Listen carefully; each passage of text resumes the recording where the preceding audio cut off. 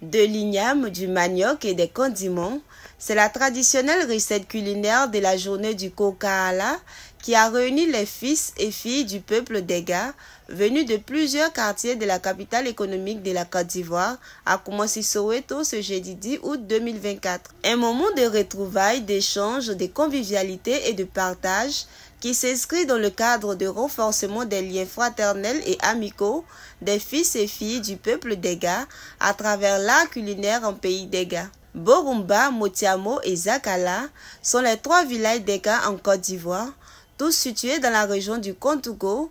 Cette fois-ci, c'est la jeunesse du village de Motiamo qui porte le costume en initiant cette activité en vue de promouvoir l'art culinaire du peuple Dega à Abidjan.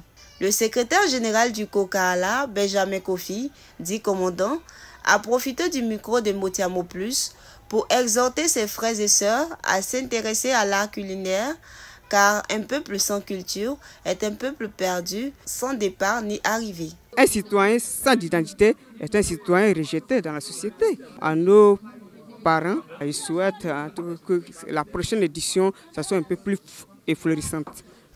Pour le président du comité d'organisation, Yao Francis, le pari est gagné. On a eu à manger, il n'y a pas eu de discussion.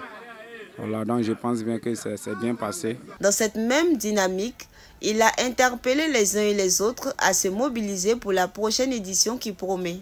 La femme, c'est à la maison, mais les garçons, c'est au champ. Et ceux qui sont nés en ville, qui ne connaissent pas, quand tu ne viens pas pour voir, est-ce que tu peux connaître le Kokaala?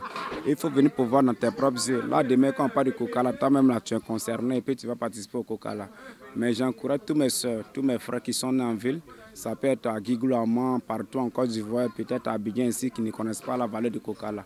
Viens, il faut nous rejoindre et puis à chaque fois, on va faire le Kokaala. Roland Adayekwasi, quant à lui, reconnaît que l'initiative est à saluer. Nos parents, nos ancêtres, après les travaux champêtres, ils partageaient ce repas-là au champ avant d'arriver à la maison.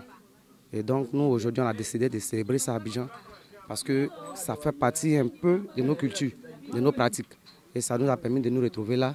Il y a des gens qu'on ne s'était pas vus depuis 5 ans. Grâce à Kokaala, aujourd'hui, nous sommes vraiment recoupés. Et puis voilà, on aimerait que ça soit un truc qui va nous réunir de temps en temps et aussi qui va faire partie de notre patrimoine. Anderson Kobu, BT de Gagnoa, invité à découvrir la culture Dega à travers sa diversité culturelle et culinaire, se réjouit de cette initiative car pour lui, c'est la première fois qu'il voit des hommes piler le foutou.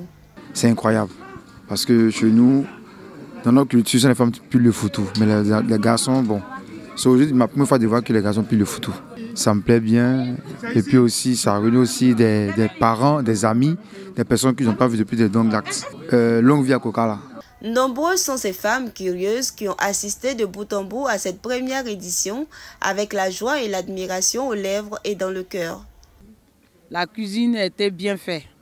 Oui, en tant que les jeunes, le Kokaala, en tout cas, ça m'a plu, c'est bien, en tout cas, c'est bien fait. C'est bien fait. On prie Dieu aussi que l'an prochain, que ça soit encore plus super que ça. Sie Atta, parrain de cette première édition, a salué les initiateurs pour ce grand pas dans la promotion de la diversité culturelle ivoirienne qui met la lumière sur la valorisation de l'art culinaire en pays Dega. Moi, je suis satisfait de leur geste. Bon, nous sommes venus au moins à 3, à 4, à 5, à 6, à 8, à 10. Mais je veux que ce truc-là doit organiser de plus. Comme le dit l'adage, qui veut aller loin ménage sa monture. Après la réussite de cette première édition, le rendez-vous est pris pour la deuxième édition qui compte tenir ses promesses en novembre prochain avec plusieurs innovations à travers de nouvelles activités connexes.